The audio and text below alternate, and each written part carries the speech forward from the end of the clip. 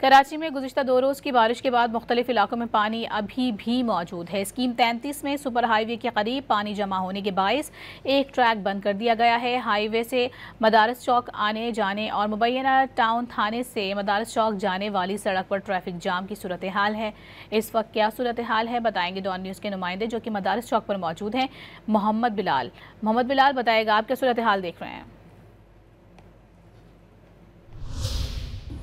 जी बिल्कुल, देखिए मैं इस वक्त मौजूद हूँ स्कीम 33 मद्रास चौक के करीब और यहाँ पर भी अभी बारिश का पानी मौजूद है। मेरा कैमरामैन आपको दिखाएगा कि बड़ी तेजी से यहाँ पर बारिश पानी दोनों ट्रैक्स पर जमा हो रहा है। ये जो है मेन सुपर हाईवे जाने और आने वाली सड़क है और यहाँ पर जो है एक रोड तो मुकम्मल तौर पर बंद कर दिया गया है और वहाँ पर रुकावटें लगाई गई है, जबकि दूसरा जो ट्रैक है उस पर आने और जाने की ट्रैफिक रवा दवा है। लेकिन बारिश का पानी मौजूद होने की वजह से जो ट्रैफिक की रवानी है वो काफी मुतासिर होती दिखाई दे रही है।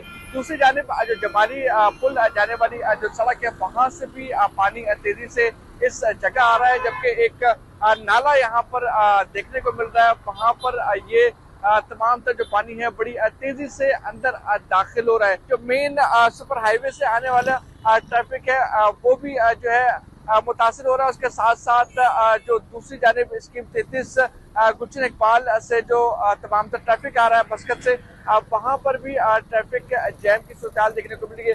तो अभी भी जो है बारिश का पानी मुख्तलिफ इलाकों में मौजूद है, जिसकी वजह से शहरियों को शायद मुश्किलात का सामना करना पड़ रहा है और जो ट्रैफिक जैम है उसकी सूरत पैदा हो रही है। जी, कराची का इलाका है ये मदरास चौक जहां पर अभी भी पानी मौजूद है। अपडेट कर रहे थे हमारे नुमाइंदे मोहम्मद बिलाल, बहुत शुक्रिया आपका।